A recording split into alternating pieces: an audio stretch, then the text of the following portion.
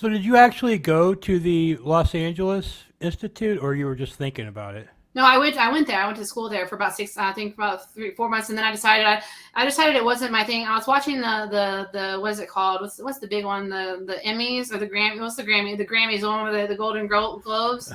And so Oscars? I was watching them walk on the direct, like when you're the director of the year and all that kind of stuff. And I was like, that's not the kind of award I want to win at the end of my life. That's not the award I want to go for. That doesn't feel like success to me. So I quit film school and I got a job and I got into sales and I was the top salesman in my person in my company. I tripled the sales of all of my combined sales in my Los Angeles office, and so I was really great at sales. And then I just I decided to move to Denver, and then I did sales again. I did insurance, and then like life insurance was really good for me because it got me to take life seriously. Mm-hmm. And then I got a call. Then I got a job at a call center, Apple call center, and I was the highest. I had the highest customer satisfaction rate in our call center's history. That's when I taught myself how to, I taught myself how to be a software engineer while I was on the phones. And so I started building programs for them. I became a QA, and then I quit after 2 years because they were forcing me to send emails out to people all the time saying, here's what you did wrong with your call. And that's not what I became a QA for.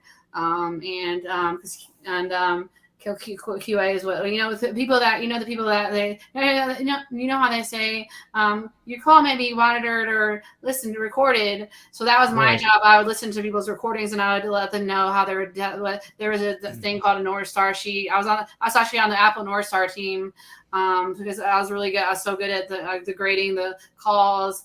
And so, so the call center, they were treating the people very bad. So they upped because we had to do 5 a month, and then we had to do all of a sudden we had to do 100 a month. And so I was like, I'm not sending out 100. I mean, it was ridiculous. And so I called it an emotional disturbance on the email that I wrote them. I said I quit, and it was a big crying deal. And so it was devastating, and I could not go. I could not go back to like I'd been building software at that company at Apple, and I was like attached. It was my baby.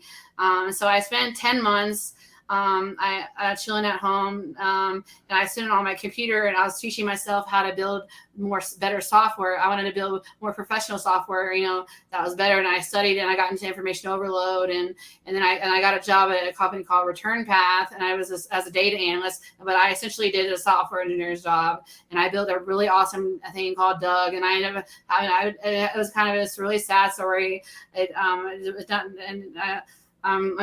so I quit that job, and I said we're just not.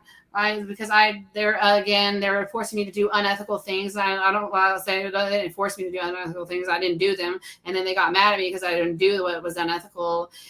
So I quit. I said no, we're not doing this. And so I quit, and I never got.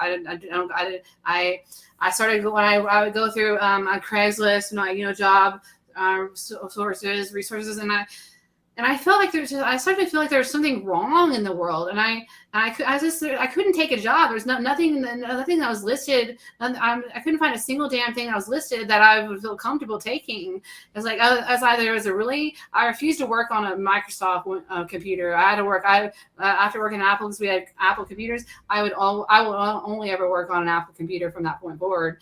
But that's when so it just. And so that's when I went into my solitude and silence, my 6 years of solitude and silence. I went to devotion because I said, there's something wrong in this world. There's something going on. The fact that there's not a job I'd be willing to take is not a good thing, I said to myself. So I sat in a room for the next 6 years, and I figured out how to help the world.